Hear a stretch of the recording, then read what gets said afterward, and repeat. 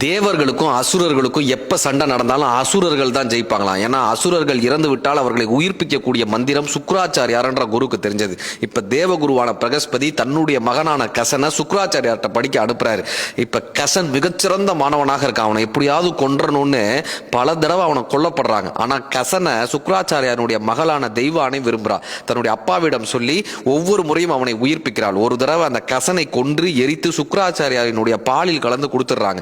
கசனை காணவில்லைன்னு தெய்வானை வந்து சுக்ராச்சாரியார்ட்ட முறையிடுறா. அவர் ஞான திருஷ்டியில பார்க்கறாரு, கசன் தன்னுடைய வயிற்றுக்குள்ள இருக்கான்.